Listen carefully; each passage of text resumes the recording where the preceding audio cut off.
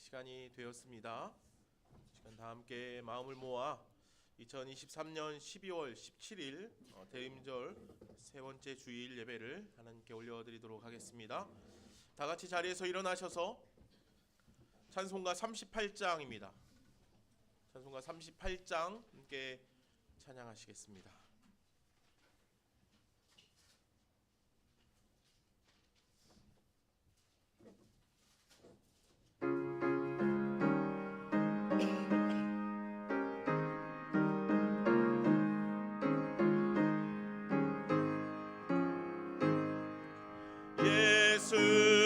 예수의 왕이여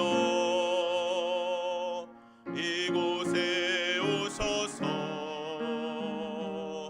우리가 왕께 드리는 영광을 받아주소서. 우리는 주님의 백성, 주님은 우리 왕이라. 오소서 좌정하사 다스리소서.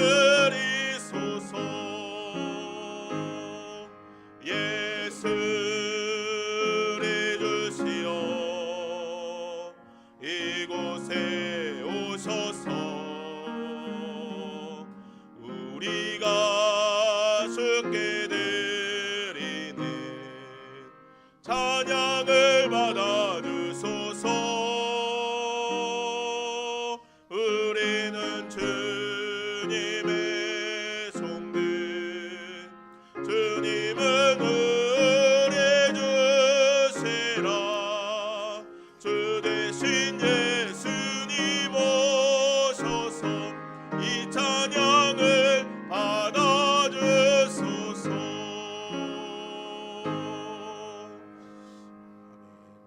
이 시간 함께 참회의 기도를 드리겠습니다. 그가 찔림은 우리의 허물 때문이요 그가 상함은 우리의 죄악 때문이라. 그가 징계를 받음으로 우리가 평화를 누리고 그가 채찍에 맞음으로 우리가 나음을 받았도다. 우리는 다 양 같아서 그릇 행하여 각기 제 길로 갔거늘 여호와께서는 우리 모든 죄악을 그에게 담당시키셨도다.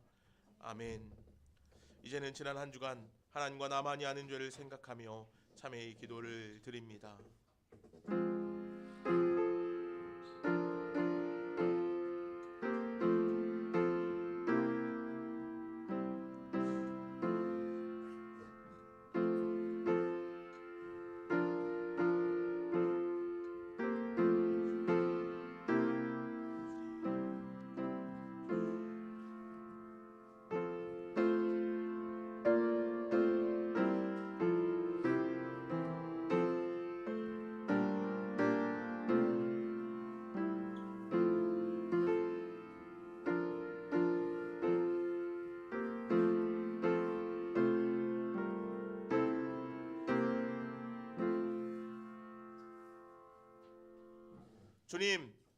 주님께서는 만왕의 왕이십니다. 내 삶의 왕자를 오직 주님께 내어 드리기를 소망합니다. 주님께서 내 삶의 통치자가 되어 주시며 주관자가 되어 주옵소서. 우리들은 날마다 이렇게 주님께 고백합니다. 그러나 주님, 우리들은 여전히 내 마음대로 내 뜻대로 살아갑니다. 때론 베드로처럼 주님의 십자가를 거부하고 묵살하려고까지 합니다. 내게 어찌 그러실 수 있냐고 따지기도 합니다. 어찌나 부끄러운지 모릅니다. 나를 구원하시기 위해 십자가를 지시면서까지 그 참혹한 고난의 잔을 마시었는데 우리는 나의 작은 자존심 하나, 금방 사그라들고 말 욕심 하나에도 주님을 외면하고 거절합니다. 주님, 우리들의 죄악됨을 용서하여 주옵소서. 우리를 긍휼히 여겨 주옵소서. 주님, 대림절 세 번째 주일을 지내며 우리가 얼마나 주님을 기다리고 있는지, 우리가 주님을 열망하고 있는지 되새겨봅니다. 우리의 입술은 그렇게 말하고 있는지 모르지만 우리들의 삶은 의문투성이입니다. 아니, 주님께서 오시기를 거절하고 있지는 않은지 모르겠습니다. 주님, 우리는 아무것도 준비되지 못하고 살아갑니다. 여전히 내 목만 마르고 내 배만 고파서 주님도 이웃도 바라보지 못하는 우리들을 불쌍히 여겨 주옵소서. 그러나 주님, 이제 우리로 새롭게 하여 주옵소서. 주님, 오늘 이 예배를 통해 주님 앞에 다시 한번 헌신을 다짐하게 하시고 주님의 말씀으로 무장하여 충만한 삶을 살아갈 수 있게 하여 주옵소서. 우리는 주님을 기다립니다. 주님을 소망합니다. 주님 어서 오시옵소서. 예수님의 이름으로 이 고백의 기도를 드립니다. 아멘. 다 함께 사도신경 하심으로 우리의 신앙을 고백하겠습니다. 나는 전능하신 아버지 하나님 전지의 창조주를 믿습니다. 나는 그의 유일하신 아들 우리 주 예수 그리스도를 믿습니다. 그는 성령으로 잉태되어 동정녀 마리아에게서 나시고 본디오 빌라도에게 고난을 받아 십자가에 못 박혀 죽으시고 장사된 지 사흘 만에 죽은 자 가운데서 다시 살아나셨으며 하늘에 오르시어 전능하신 아버지 하나님 우편에 앉아 계시다가 거기로부터 살아있는 자와 죽은 자를 심판하러 오십니다. 나는 성령을 믿으며 거룩한 공교회와 성도의 교제와 죄를 용서받는 것과 몸의 부활과 영생을 믿습니다. 아멘. 자리에 앉으시겠습니다. 자리에 앉으셔서 함께 찬양하시겠습니다.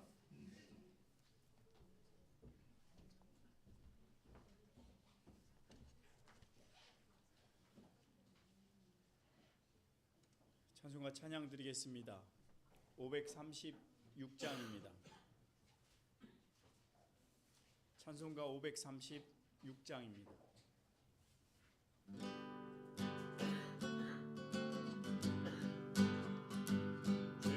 죄짐에 눌린 사랑은 다 주께 나오라. 그 말씀을 지할 때에 운동한 너들이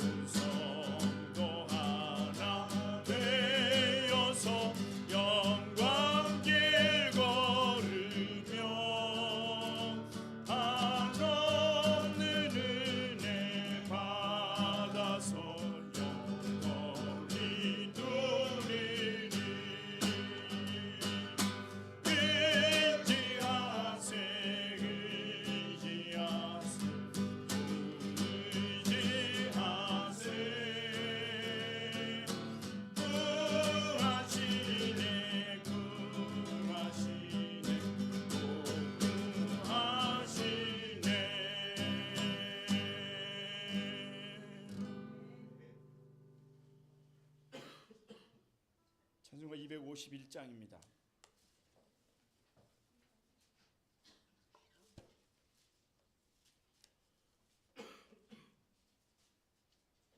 (251장) 찬양입니다.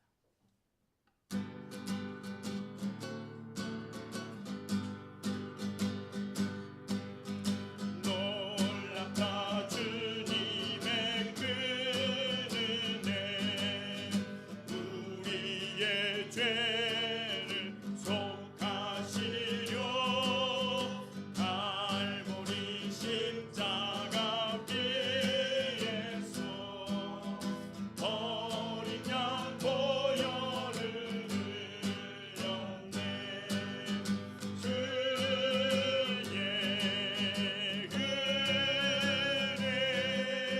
우리의 죄를 다 씻었네 주의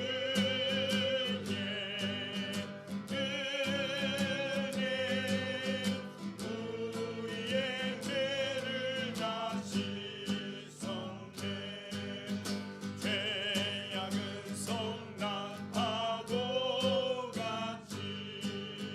우리 영혼을 위협하나 헤아릴 수 없는 주은혜 십자가에서 보이셨네 주의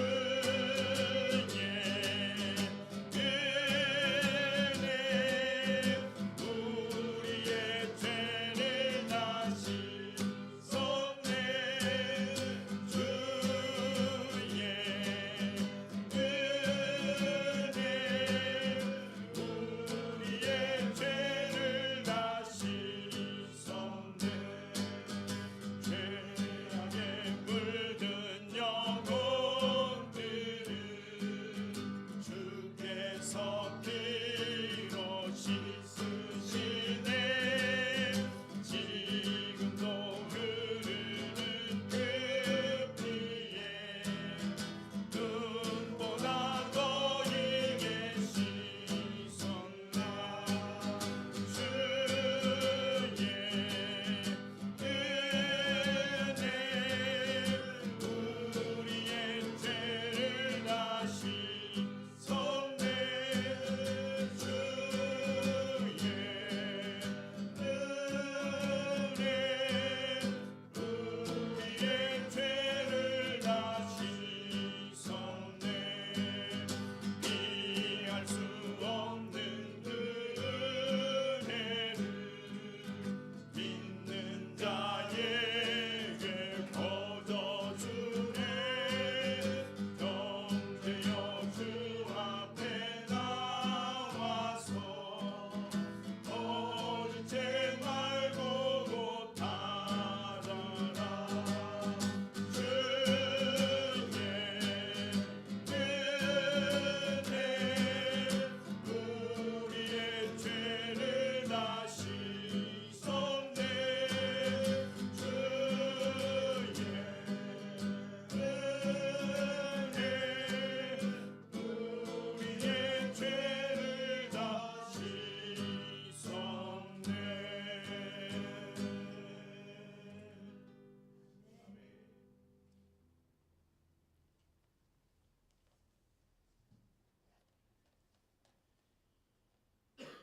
하나님이 저희를 찬양 받으실 목적을 가진 그런 사람으로 이렇게 이끌어 가십니다. 하나님은 우리의 찬양만 받고 그냥 마시는 건 아닌 것 같아요. 찬양을 드릴 때 우리에게 정말 놀라운 회복이 있는 것 같아요. 손뼉 치며 춤추며 찬양할 때도 우리가 영혼과 몸이 건강해지는 걸 저는 느끼며 살아요. 오늘 예배 나오신 여러분들 마음이 안 열리셔서 찬양을 못 부르시는 분도 계세요. 이 일주일에 1시간이라도 우리가 마음을 모아서 주님 앞에 나를 제물로 드리는 심정으로 예배한다면 좀 더 최선을 다해서 찬양 드리고 찬양의 가사대로 살지 못하는 것 회개하고 찬양의 가사처럼 살기로 결심하는 그런 찬양 시간 되어야 될 줄 믿습니다. 우리 493장 한 장 더 찬양 드리시겠습니다. 찬송가 493장입니다.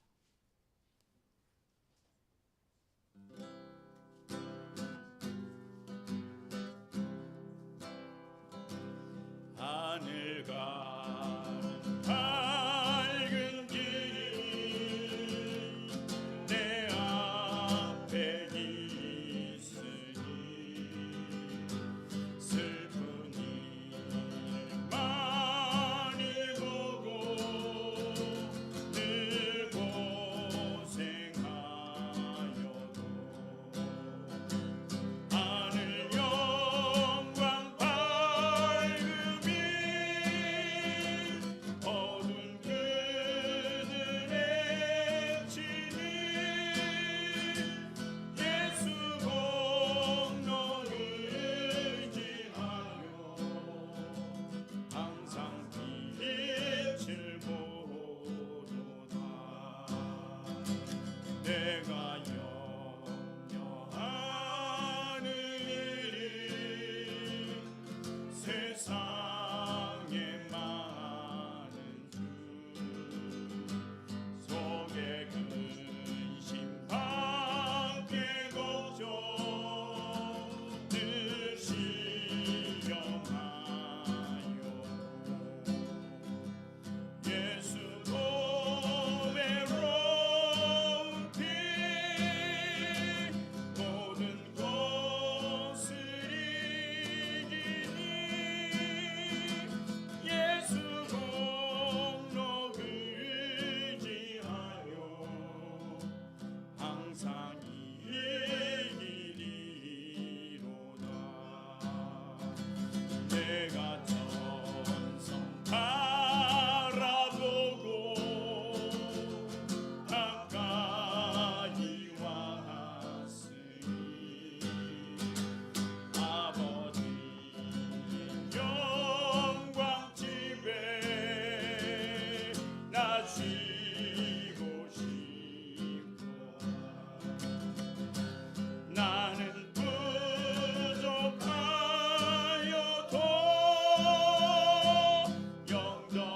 영접하실 터이니 영광 나라 계시니 우리 구주 예수라.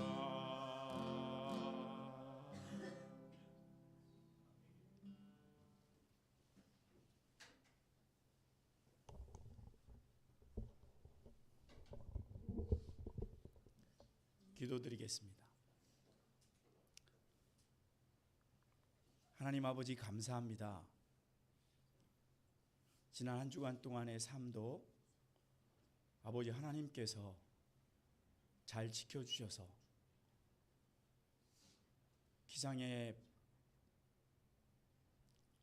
어려움도 있었고 연말을 맞이하면서 많은 그런 안타까움과 간절함도 있었지만 그러나 이날 주님께 예배하는 날, 예배 드리는 시간임을 저희들이 가장 중요한 줄 알고 이렇게 눈보라가 치는 날씨 가운데서 주님의 전으로 저희들의 발걸음을 오게 하셔서 정말 감사합니다. 하나님의 은혜가 아니시면 이 예배의 자리에 이렇게 성도로 서 있을 수 없는 저희들인 것을 분명히 깨닫고 주님께 감사의 고백을 드립니다. 이런 저희들의 감사가 주님 앞에 늘 있게 하시고 우리 앞에 어떤 역경과 어떤 곤고함과 어떤 곤란함과 질병으로 인한 괴로움이 있을지라도 그 모든 일에 우선하여 주께 감사하고 그 일을 감내하고 견디며 그 일들을 허락하시는 그 일들을 바라보시는 하나님의 마음을 잘 알 수 있는 저희들 되게 도와주시옵소서. 그리하면 그 모든 어려움과 곤란 뒤에 숨겨진 하나님의 놀라운 복이 저희들 가운데 임할 것이며 하나님 안에서 세워지는 저희들은 하나님의 자녀로 하나님의 일꾼으로서의 삶을 잘 살 수 있게 될 줄 믿습니다. 오늘 우리의 많은 형제들이 이 주일날, 이 예배의 날 이 자리에 없는 것을 저희들이 봅니다. 하나님, 우리가 이제 교회 절기로는 주님을 처음 세상에 오시는 예수님을 맞이하는 그런 때를 앞두고 있지만 우리가 사는 이 시대는 주님의 재림을 기다리는 시대입니다. 약속처럼 주님께서 이 세상에 오셨던 것처럼, 약속의 말씀처럼 또한 그 주님께서 심판주로 이 땅에 오실 것임을 저희들은 믿습니다. 이 믿음에 흔들리지 않게 서게 도와주시옵시고, 그 주님은 말씀하신 대로임을 모든 사람들에게 알게 하며 주님의 때를 준비케 하는 그런 저희들 되게 인도하시길 원합니다. 말세의 때에 많은 사람들이 자기를 사랑하고 돈을 사랑하고 쓸데없는 일들에 열심을 내고 사랑이 식어지리라 그렇게 말씀하셨는데, 지금 저희들이 사는 때를 사는 이 모습을 돌아보면 그때가 맞습니다. 주님이 오실 때가 가까웠던 것을 증언하고 있습니다. 하나님, 저희들이 미련한 주님을 기다린 처녀들처럼 등은 들었지만 기름 없이 있는 것이 아니라 등도 준비하고 그 등을 밝힐 기름도 준비하는 그런 지혜로운 처녀처럼 주님 오실 때 부끄럽지 않게 주님을 맞이하며 주님과의 잔치에 들어갈 수 있는 저희들로 인도하여 주시옵소서. 세상은 너무나도 혼란스럽고 너무나도 많은 이들이 고통 가운데 있습니다. 우리 삶 가운데 고통이 없었던 것은 아니지만 지나갔으므로 저희들은 또 잊고 있습니다. 하나님, 이런 고통을 끊임없이 허락하시는 주님의 뜻을 깨닫게 하시고 영생을 위해서 잠시의 고난은 겪게 하시는 하나님의 뜻을, 하나님의 사랑을 깨닫고 이 고난의 때에 영생을 준비할 수 있는 저희 모두들 다 되게 인도하시길 원합니다. 저희 좋은 씨앗교회에 속한 모든 성도들이 말세를 사는 성도답게 깨어있게 하시고 분발케 하셔서 지옥으로 가는 영혼들을 돌려 세울 수 있는 저희들 되게 도와주시옵소서. 저희 안에 있는 연약함을 제하시고 저희 안에 있는 반복적인 악한 모습을 제하시고 주께서 저희 속에 크게 역사하심으로 저희들이 하나님 앞에서 아름다워지게도 인도하여 주시옵소서. 오늘 귀한 목사님 말씀을 준비하여 저희들에게 전하실 때 그 말씀을 잘 받게 하시고 하나님의 말씀의 기준에 합당케 서는 저희 모두 되게 인도하여 주시옵소서. 주께서 함께 하셔서 귀한 예배 드리게 인도하시기를 간절히 바라고 모든 말씀을 우리 주 예수 그리스도의 이름으로 기도드리옵나이다. 아멘.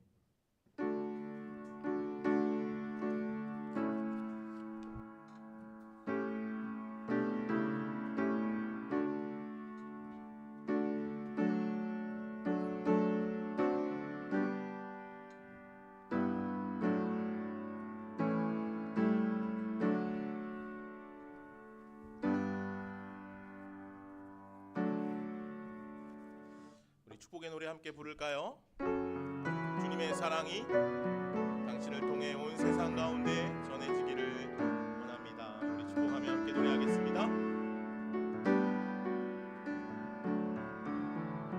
주님의 사랑이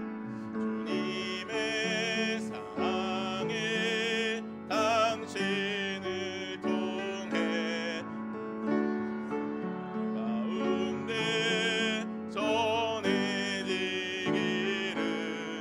주님은 너무 당신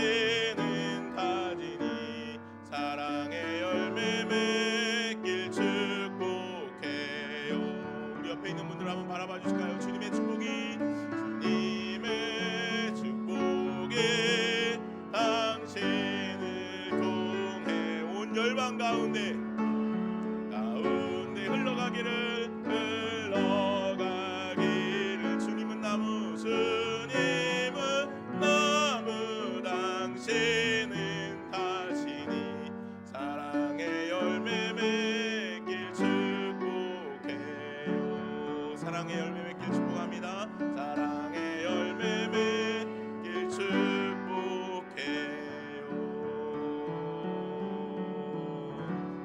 아멘. 아멘. 주님의 축복이, 주님의 사랑이 오늘 우리 가운데 가득가득 차고 넘쳐 흘러가기를 간절히 소망합니다. 오늘은 대림절 세 번째 주일입니다. 오늘 예배 가운데 나오신 여러분들 축복하고 환영합니다. 오늘 이제 기도 세미나 오후 3시에 오후 예배 후에 있습니다. 기억해 주시고 오늘까지 꼭 참여해 주시기를 바라고요. 로비에 보면 이 성탄 선물 나눔을 위한 박스를 하나 만들어 놨습니다. 조금 일찍 만들어 놨으면 좋았을 텐데 좀 생각이 늦어서 오늘 만들어 놨는데 다음 주일까지 교육부 아이들을 위한 성탄 선물을 좀 준비해 주십시오. 포장을 하실 필요는 없고요. 그냥 마트에 가셔서 뭐 초코파이 한 박스, 뭐 아니면 과자 뭐 좀 이렇게 해서 아이들에게 선물로 줄 수 있는 것들을 먹거리가 제일 좋으니까 먹을 수 있는 것들을 사서 저희 담아주시면 교육부에서 포장해서 아이들에게 좀 성탄 선물로 좀 나눠줄 수 있었으면 좋겠습니다. 그래서 아이들을 생각하면서 선물을 이제 좀 가져다 박스에 놔주시면 아이들에게 귀한 성탄 선물이 될 것 같습니다. 우리 다음 주에 암송 대회 하기로 했는데 여러분들 집에서 조금씩 외우고 계신가요? 네. 원래 시험은 마지막 며칠 남겨놓고 그죠? 준비하셔야 되죠. 이번 주에 여러분들 바짝 암송 준비 좀 하셔서 다음 주에는 꼭 한 분 이상 한 절 이상은 다 참여하셔야 됩니다. 한 절 이상은 나오셔서 암송을 하셔야 돼서 좀 부끄러울 수도 있지만 그 자리에서 뭐 암송하도록 하죠. 우리 그 자리에서 한 분씩 암송 여러분들 잘 준비해 주셔서 제가 큰 선물을 준비하겠습니다. 큰 선물을. 네. 그래서 여러분들 암송 잘 준비하셔서 다음 주에 그래도 내가 한번 1등 한번 해봐야겠다. 내가 제일 많이 암송을 한번 해봐야겠다. 여러분들 이렇게 작정하셔서 한 주 동안 여러분들 암송 한번 해 보십시오. 그래서 그럼요. 각자 한 절씩만 하는 게 아니고 에베소서 1장 1절에서 14절까지예요. 그리고 시편 1절에서 6절. 우리는 지금 에베소서를 계속 암송해 와서 이번 주에는 암송 구절을 제가 좀 뺐어요. 한 주 동안 여러분들 열심히 암송하시라고 좀 뺐고요. 그래서 암송을 열심히 해주시고 오늘도 목장 모임할 때 한 번씩 여러분 체크해 주시고 리더들은 체크해 주시고 권면해 주시고 한 주 동안 여러분들 열심히 해서 목장 안에서 좀 우리 암송 대회에서 상품 받아서 뭐 하자 뭐 이렇게 좀 의논도 좀 하시고 여러분들 했으면 좋겠습니다. 열심히 해주십시오. 주먹밥 봉사 우리 매주 하고 있고요. 구제미 가져오시는 분들은 1층에 보면 커피 옆에 보면 이제 항아리 하나 놓여 있습니다. 그 항아리에다가 구제미 담아주시면 좋겠고 이게 이제 쌀을 가져오는 것도 좋고 중요하고요. 그것도 중요하지만 우리가 매일 같이 이제 밥을 할 때 밥을 안 하시는 분들도 계실 수 있지만 밥을 할 때 한 컵씩 어려운 이웃을 위해서 나의 마음을 나눌 수 있고 기도할 수 있는 시간들이 여러분들의 매일 같은 삶에 좀 있었으면 좋겠습니다. 예, 오늘 함께 말씀 내년도 달력 우리 지난주부터 비치해 놨는데 여러분들 가져가십시오. 탁상 달력도 있고 벽걸이도 있고 필요한 만큼 가져가셔도 될 것 같습니다. 달력 가져가시기 바랍니다. 자, 오늘 말씀 함께 보겠습니다. 하나님께서 우리에게 주시는 말씀은 마태복음 2장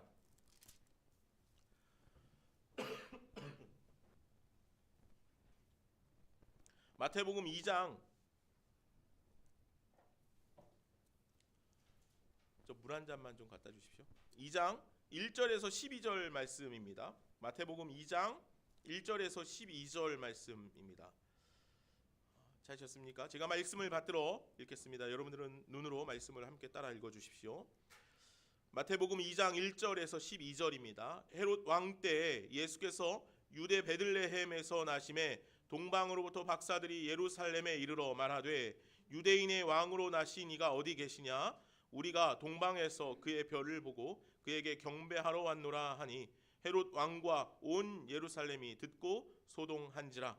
왕이 모든 대제사장과 백성의 서기관들을 모아 그리스도가 어디서 나겠느냐 물으니 이르되 유대 베들레헴이오니 이는 선지자로 이렇게 기록된 바 또 유대 땅 베들레헴아 너는 유대 고을 중에서 가장 작지 아니하도다. 내게서 한 다스리는 자가 나와서 내 백성 이스라엘의 목자가 되리라 하였음이니이다. 이에 헤롯이 가만히 박사들을 불러 별이 나타난 때를 자세히 묻고 베들레헴으로 보내며 이르되 가서 아기에 대하여 자세히 알아보고 찾거든 내게 고하여 나도 가서 그에게 경배하게 하라. 박사들이 왕의 말을 듣고 갈새 동방에서 보던 그 별이 문득 앞서 인도하여 가다가 아기 있는 곳 위에 머물러 서 있는지라. 그들이 별을 보고 매우 크게 기뻐하더라. 집에 들어가 아기와 그의 어머니 마리아가 함께 있는 것을 보고 엎드려 아기께 경배하고 보배합을 열어 황금과 유향과 모략을 예물로 드리니라. 그들은 꿈에 헤로데에게로 돌아가지 말라 지시함을 받아 다른 길로 고국에 돌아가니라. 아멘. 하나님의 말씀입니다.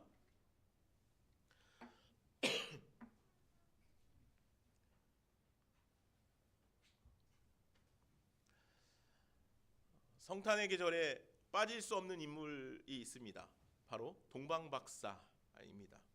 오늘 본문은 동방박사들이 별을 보고 예수의 나심을 알리며 그분께 경배하는 이야기입니다.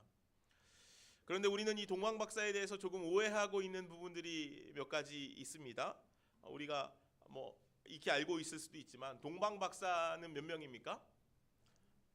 우리는 흔히 3명이라고 그렇게 생각합니다. 왜 그렇습니까? 예물을 예수님께 드린 예물이 3가지였기 때문이죠. 황금과 유황과 모략 3가지니까 아마 한 명씩 하나씩 가져와서 이 동방박사가 3명일 것이라 그렇게 그냥 유추해서 늘 생각해 왔습니다. 그런데 성경에도 그렇고 어떤 역사서에도 동방박사의 숫자에 대해서 기록하고 있지는 않죠. 근데 이 역사학자들에 의하면 이 동방박사들은 한 12명 정도라고 그렇게 기록하고 있기도 합니다만 어쨌든 그 숫자에 대해서 정확하지는 않지만 3명 이상일 것이라는 학계의 의견이 훨씬 더 많이 있습니다. 또 동방박사들에 대해서 우리는 이런 생각을 합니다. 동방박사들은 별을 관측하는 천문학자들이라는 것이죠. 그런데 이 동방박사들에 대해서는 성경은 그들을 지혜자라고 그렇게 표현하기도 합니다. 그들은 천문 등 다양한 분야에서 지혜를 가진 자들이었습니다. 사실은 이 천문을 연구하는 이들은 오늘날에야 세분화돼서 천문만 연구하고 뭔만 연구하고 하지만 이 당시에 천문을 연구하는 이들은 당시의 모든 학문들을 다루는 이들이었다는 것입니다. 그래서 당시에 가장 뛰어난 학자들을 의미하기도 한다는 것입니다. 동방박사들의 근원을 우리는 구약의 다니엘에게서부터 찾기도 합니다. 성경학자들은 그래서 동방의 박사들을 다니엘의 후학들이라 그렇게 이야기하기도 합니다. 그럴 만한 이유도 다니엘은 페르시아 지방에서 가장 지혜로운 자보다 10배나 더 뛰어났다라고 그 지혜가 뛰어났다라고 성경은 기록하고 있습니다. 그는 꿈을 해몽하기도 하고 점성술에 능한 천체 연구가이기도 하였습니다. 성경의 말씀을 해석하는 일도 했고 하나님의 말씀을 예언하는 일도 하였습니다. 그래서 다니엘이 페르시아 지역에서 많은 후학들을 가르치기도 했고 그 후학들 제자들은 다니엘의 지혜를 배움과 동시에 그가 말하는 하나님 메시아에 대한 예언에 대해서도 아마 많이 연구하였을 것이라는 것이 학자들의 의견입니다. 사실 이 다니엘서를 살펴보면 예언의 말씀들이 굉장히 많이 등장해 있는데 그 예언의 말씀들은 무엇을 예언하는 것이냐 하면 예수 그리스도 오실 메시아에 대한 예언의 말씀들이었죠. 때문에 다니엘의 후학들은 아마도 다니엘의 그 예언의 말씀들에 대해서 연구한 후학들이라고 한다면 아마 그들 역시도 오실 메시아에 대한 깊은 연구를 하고 있던 이들이었을 것이고 오늘 본문의 동방박사들이 그 후학들로 계속해서 다니엘이 예언한 말씀들을 연구했다면 아마 그들이 바라본 별을 그것을 통하여서 하나님께서 예언하신 그 메시아에 대한 예언을 그들은 확신하였을 것이라는 거죠. 이런 관점으로 보면 오늘 본문에 등장하고 있는 동방박사는 뜬금없는 이야기가 아니라는 것을 우리는 알 수 있죠. 어찌되었든지 간에 페르시아 다니엘이 있었던 다니엘이 예언의 말씀을 기록하였던 그 페르시아, 지금은 이란입니다만, 거기서부터 예루살렘까지의 거리는 지금 국도로 계산해봐도 2,000km 정도가 된다고 합니다. 굉장히 먼 거리죠. 지금의 거리이지 이 당시에는 훨씬 더 먼 거리였을 것입니다. 길이 잘 나 있지 않았기 때문이죠. 그래서 아마 당시에 이 동방에서 온, 그러니까 아마도 페르시아 지역에서 온 이 학자들이 예루살렘까지 오는데 걸리는 시간은 굉장히 오랜 시간이 걸렸을 것이고, 굉장히 힘든 시간이 그들에게 주어졌을 것이라는 거죠. 아마도 몇 달, 아니 좋기 1년 이상은 그들이 별을 보고 예루살렘을 향해서 나아갔을 것이라 라고 그렇게 이야기합니다. 그들은 아주 오래전부터 그래서 예수님의 탄생에 대한 준비를 하고, 그것을 맞이하기 위해, 예수님의 탄생을 맞이하기 위해 동방에서부터 예루살렘까지 그 모든 시간들을 내걸었던 이들이라는 것이죠. 오늘 마태는요, 본문의 이야기를 역사적이고 지리적인 언급을 하는 것으로부터 시작합니다. 1절 말씀을 한번 볼까요? 헤롯 왕 때에 예수께서 유대 베들레헴에서 나심에 동방으로부터 박사들이 예루살렘에 이르러 말하되, 이렇게 기록을 하고 있죠. 본문에 등장하는 헤롯 왕은요, 유대인이 아니죠. 사실은 그는 에서의 후손이었습니다. 이두메 사람이었죠. 이두메는 에돔을 의미합니다. 에돔 사람이었던 헤롯이 어떻게 유대의 왕이 되어 있는지는 잘 모르겠지만, 아마도 그는 정치적인 수단이 굉장히 뛰어난 자였고, 그래서 로마의 군사의 힘을 얻어서 유대의 왕이 될 수 있었던 듯해 보입니다. 하지만 그는 자신의 신분 때문에 자신의 권력을 유지하는 데 굉장히 큰 어려움이 있었습니다. 왜냐하면 이방 사람, 에돔 사람이었기 때문이죠. 그런데 유대의 왕을 하고 있으니 그가 그 권력을 유지하기 위해서 얼마나 온갖 권모 술수를 썼겠습니까? 그래서 그는 과대한 세금을 이스라엘 백성들에게 부과하기도 하고요, 자신을 드러내는 업적을 더 많이 세우기 위해서 각종 건축물들을 백성들의 노동력을 착취해서 짓기도 했다는 것이에요. 그래서 백성들의 원성을 굉장히 많이 산 왕이 헤롯 왕이었습니다. 또한 여러 명의 아내를 두었는데 자신의 왕위를 지키기 위해서 자신의 아들은 물론 그 아내의 어머니까지도 처참하게 살인하는 그런 인물이 바로 헤롯이라는 인물이었다는 것이에요. 예수님은 이처럼 포악했던 헤롯 왕으로부터 왕이 있을 때 베들레헴에 태어나셨습니다. 그리고 마태는 동방으로부터라는 말로 동방 박사의 등장을 우리들에게 이야기합니다. 동방에서 온 박사들은 예수님의 나심을 축하하기 위해 이스라엘을 방문하였던 것이죠. 근데 여러분들 한번 생각해 보십시오. 동방에서부터 이 박사들이 별을 보고 예루살렘까지 찾아왔습니다. 그들이 예루살렘에 온 이유는 무엇이냐면 그 별이 이스라엘로 향하였기 때문이죠. 그리고 당연히 왕의 나심을 그들이 확인하였기 때문에, 알고 있었기 때문에, 왕의 나심은 가장 사람들이 많이 몰려 있는, 또 그 한 나라의 중심이 되는 그런 수도와 같은 곳에 있을 것이라 생각했던 것이죠. 그래서 그들은 당연히 이스라엘의 중심지였던 예루살렘을 향하여 갔던 것입니다. 유대인의 왕을 찾기 위해 유대인들의 종교적 중심지였던 예루살렘을 방문한 것이죠. 사실 이것은 어찌 보면 자연스럽고 당연한 일이었던 것 같습니다. 동방 박사들은 유대인의 왕이 예루살렘에 태어날 것이라 확신했던 것 같습니다. 그래서 예루살렘에 가서 이렇게 이제 왕을 만나 질문하는 겁니다. 2절 말씀입니다. 2절 우리 함께 말씀을 같이 읽어볼까요? 오늘 본문 2절입니다. 같이 읽어보겠습니다. 유대인의 왕으로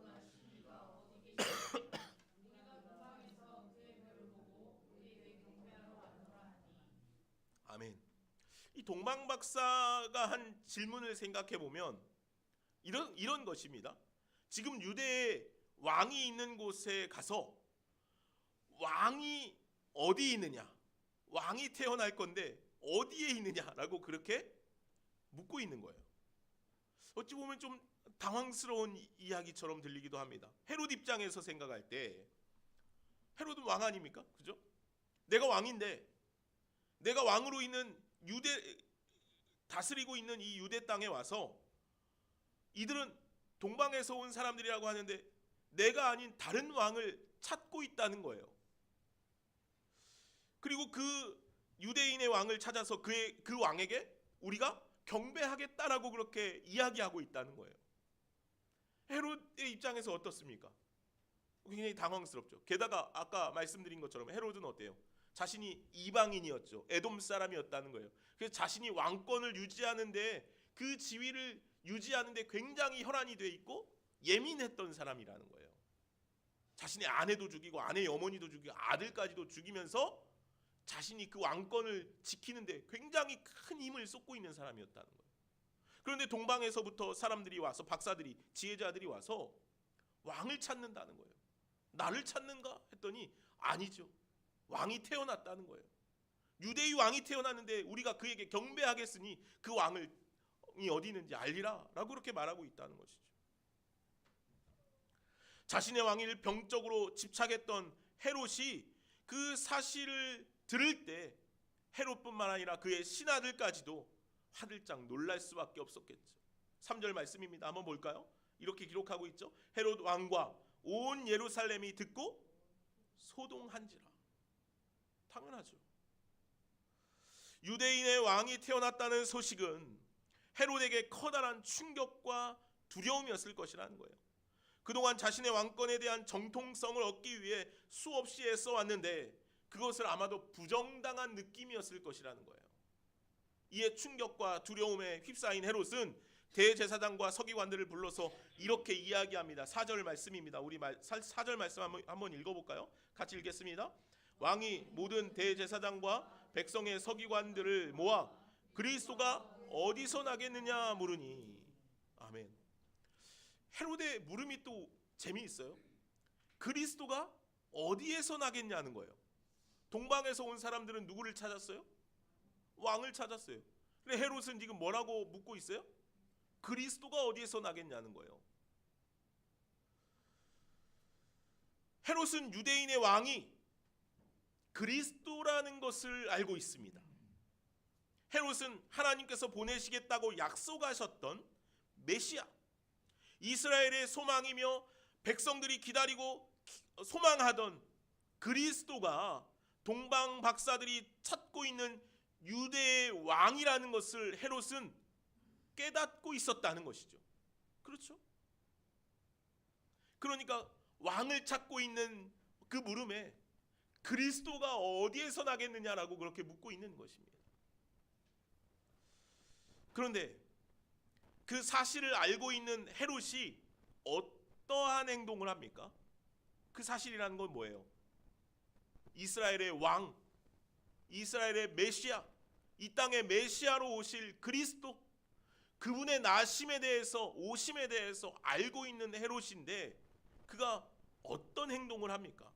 오늘 8절 말씀을 보면 사실 이렇게 말하고 있지만 한번 읽어보겠습니다. 8절입니다. 베들레헴으로 보내며 이르되 가서 아기에 대하여 자세히 알아보고 찾거든 내게 고하여 나도 가서 그에게 경배하게 하라 라고 헤롯이 이야기해요.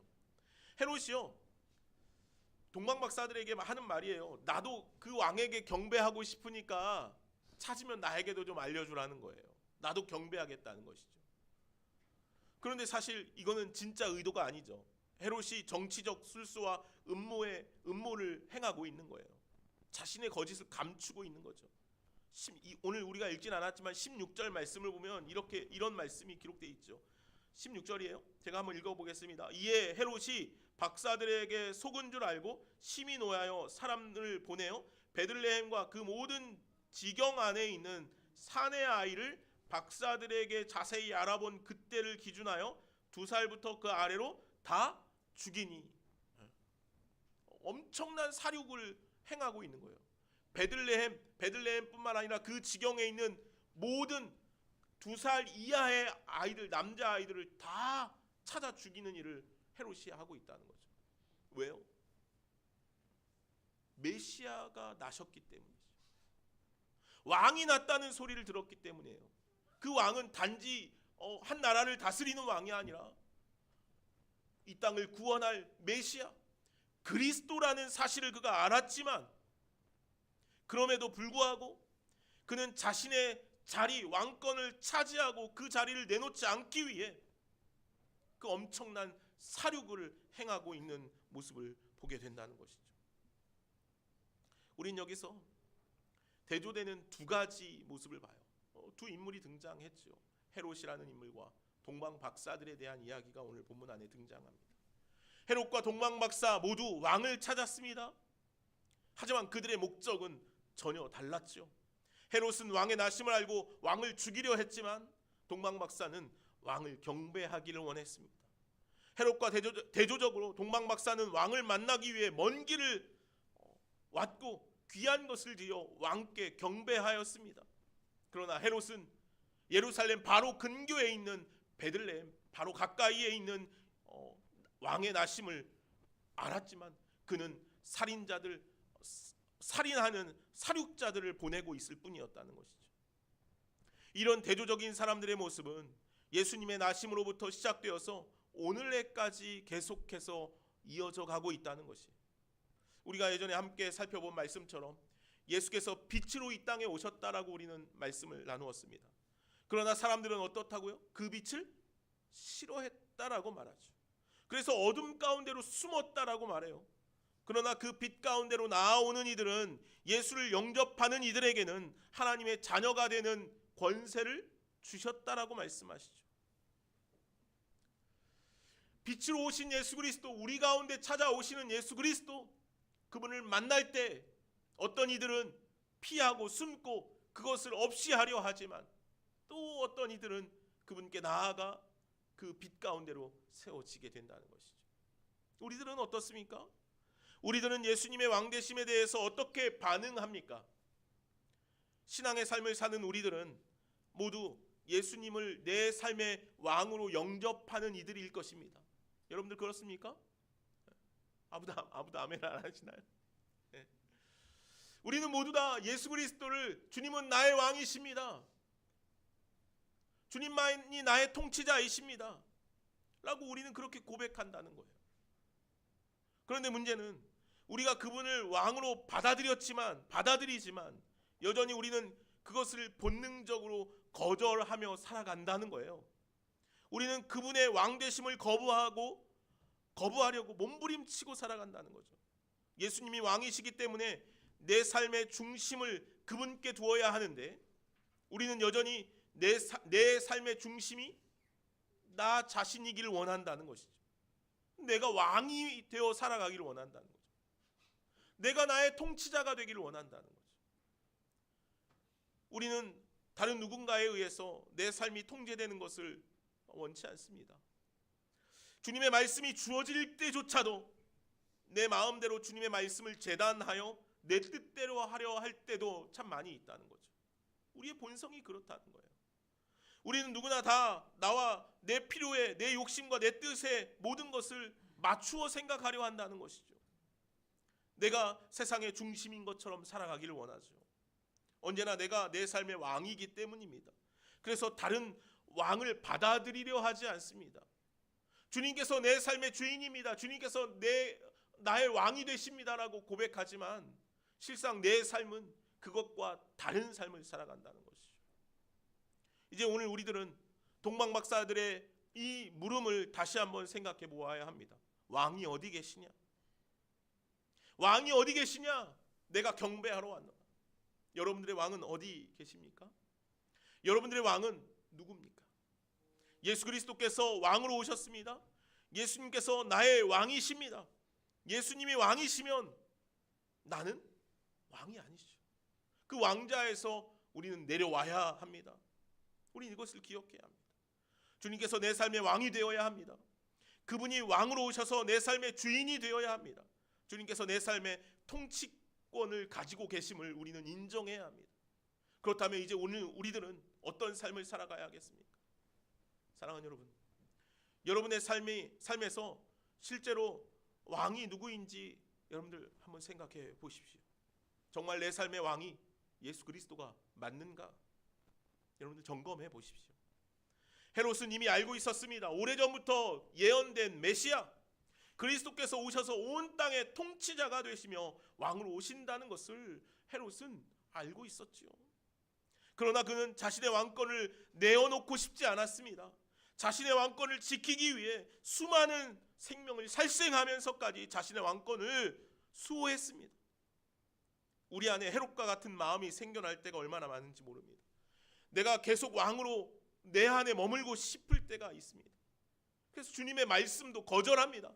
주님께서 분명히 우리들에게 원하시는 길과 뜻이 있는데 그 길로 가지 않습니다. 그 뜻을 거절합니다. 왜요? 주님이 나의 왕이십니다라고 고백하지만 여전히 내 삶의 주인이 내가 되기를 원하기 때문이죠.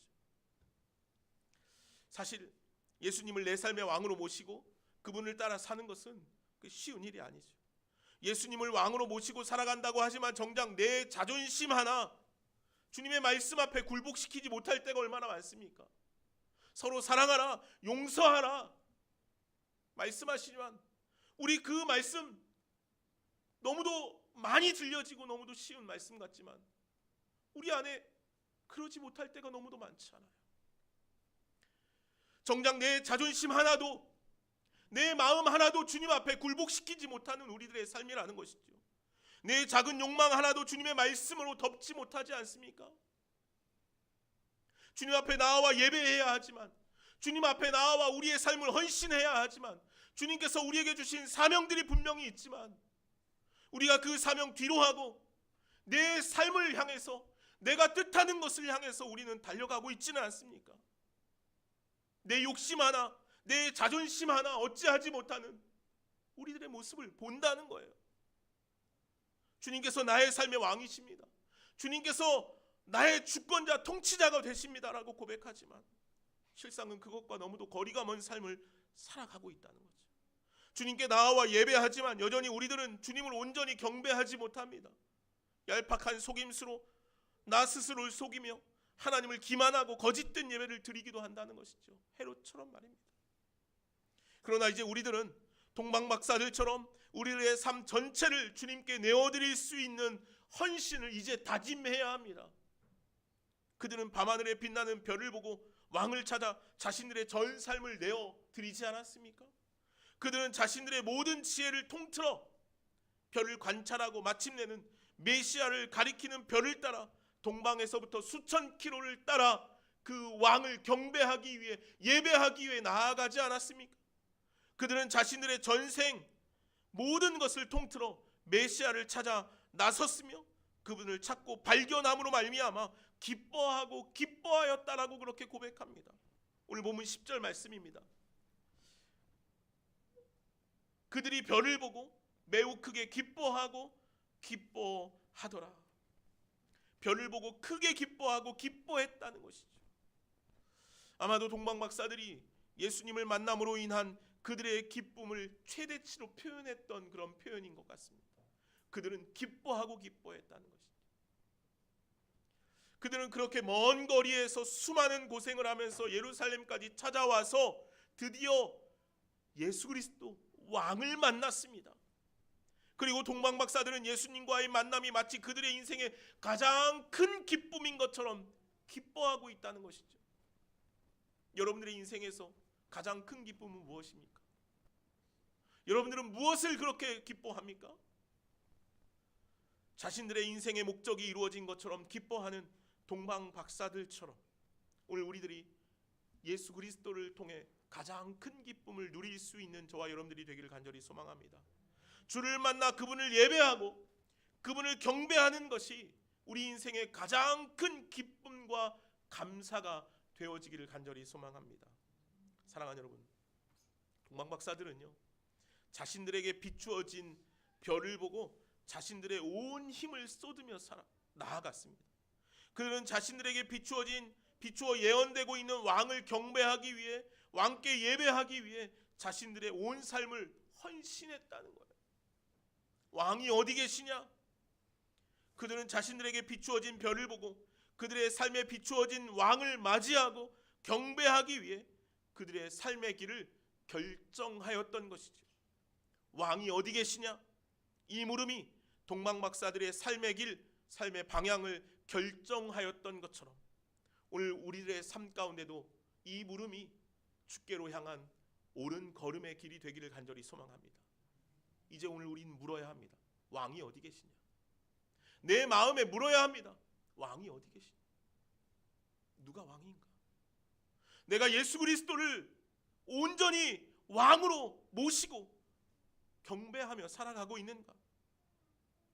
오늘 우리가 예수 그리스도께서 왕 되심을 고백하고 인정하며 선포하며 경배하며 예배할 수 있는 저와 여러분 모두의 삶이 되어질 수 있기를 간절히 소망합니다. 기도하겠습니다. 사랑과 은혜가 많으신 하나님, 오늘 동방박사들의 물음을 다시 한번 되새겨 봅니다. 왕이 어디 계시냐? 헤롯은 그 물음에 당황하였습니다. 두려워하였습니다. 자신의 왕권을 지키기 위해 그는 수많은 참혹한 죄악 가운데 놓였습니다. 주님, 오늘 우리는 그렇지 않습니까? 왕이 어디 계시냐? 주님께서 나의 삶의 왕이십니다라고 고백하지만 실상은 우리가 그렇게 살지 못하고 있지는 않습니까? 내가 왕이 되기 위해서 내 욕망에, 내 자존심 하나에 주님의 말씀을 거절하고 거부하고 다른 길을 선택하고 있지는 않습니까? 주님, 왕이 어디 계시냐? 그 무릎에 동방박사들이 온 삶을 내어 걸어 헌신하였던 것처럼 오늘 우리들도 그렇게 주님께 우리의 온 삶을 내어 걸어 주님을 향한 믿음의 걸음을 내디딜 수 있는 우리 모두가 되게 하여 주시옵소서.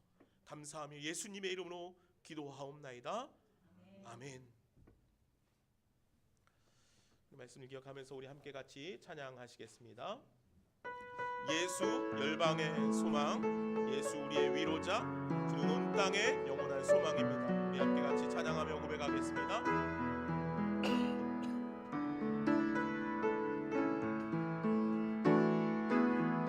예수 열방의 소망, 예수 우리의 위로자, 주는 온 땅의 영원한 소망, 예수 어둠 속의 빛, 예수 변함없는 진리, 주는 온 땅의 빛이 되시네. 우리 위에 죽으시고 다시 사신 생명의 주, 주님만이 소망이요 변함없는 반석이라, 주님만이 온 세상을 비추시네. 또 죽음에서 부활하신 우리 구주 평강의 왕, 주를 믿는 모든 자의 소망 되신 주를 믿네. 우리 다시 한번 찬양할까요? 예수 열방의 소망, 예수 열방의 소망, 예수 우리의 위로자, 주는 온 땅의 영원한 소망, 예수 어둠 속의 빛, 예수 변함없는 진리, 주는 온 땅의 빛이 되시네. 우리 위에 죽으시고 다시 사신 생명의 주, 주님만이 소망이요 변함없는 반석이라, 주님만이 온 세상을 비추시네. 죽음에서 부활하신 우리 구주 평강의 왕 주를 믿는 모든 자의 소망 되신 주를 믿네.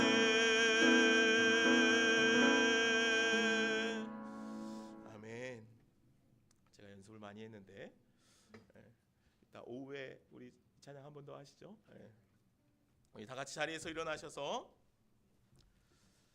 나 주님의 기쁨 되기 원하네, 우리 함께 찬양하시면서 주님께 우리의 예물 올려드리도록 하겠습니다.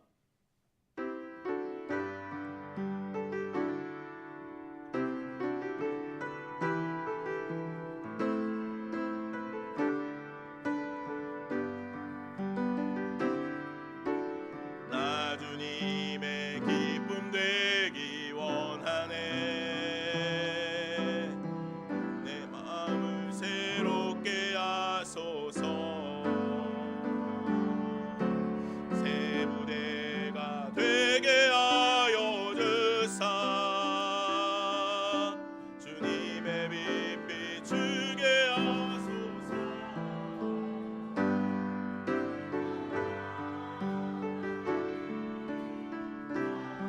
한 가지 주님의 기쁨이 되는 것, 내가 원하는 한 가지 주님의 기쁨이 되는 것. 기도하겠습니다. 사랑과 은혜가 많으신 하나님 감사합니다. 나 주님의 기쁨이 되기를 원합니다. 이 고백이 우리의 삶의 매일 같은 고백이 되기를 원합니다. 주님, 주님께서 나의 왕이십니다. 주님만이 나의 왕이십니다. 나의 삶을 통치하여 주시옵소서. 주님, 우리는 오직 주님께만 의지하며 주님께만 소망을 두고 살아갑니다. 주님, 영광 받아 주옵소서. 오늘 예배를 통하여서 우리가 온전히 주님 앞에 그렇게 예배합니다. 우리의 삶을 드립니다. 우리의 마음을 주님께 고백합니다. 주님, 우리의 예배를 받아 주옵소서. 우리의 예물도 받아 주시옵소서. 하나님, 11조로 감사 헌금으로 여러 가지 목적을 두고 또 예배에 감사하며 주님 앞에 드려지는 이 예물 곳곳마다 주님, 주님의 영광을 받아 주시옵고, 주님은 귀한 성도들의 삶을 주관하여 주시옵고, 주님, 우리가 주님 앞에 날마다 내 모든 것을 주님께 드립니다 라는 믿음의 고백이 끊이지 않게 하여 주시옵소서. 주님, 귀한 성도들의 삶을 축복하여 주시옵고, 나눔과 행함으로 우리 귀한 공동체가 아름답게 성장하며 또 주님의 말씀대로 주님의 나라가 이 땅 가운데 이루어지는 귀한 믿음의 씨앗이 우리 교회가 되게 하여 주시옵소서. 감사하며 예수님의 이름으로 기도하옵나이다. 아멘. 이제는 우리 주 예수 그리스도의 은혜와 하나님 아버지의 무한하신 사랑과 성령의 교통하심과 역사하심이 이제 내 삶에 예수 그리스도를 온전히 왕으로 모시고 세우며 살아가겠습니다. 다짐하는 여기 모이는 주님의 사랑하는 자녀들 머리 위에, 가정과 삶 위에 이제로부터 영원까지 함께 계시기를 간절히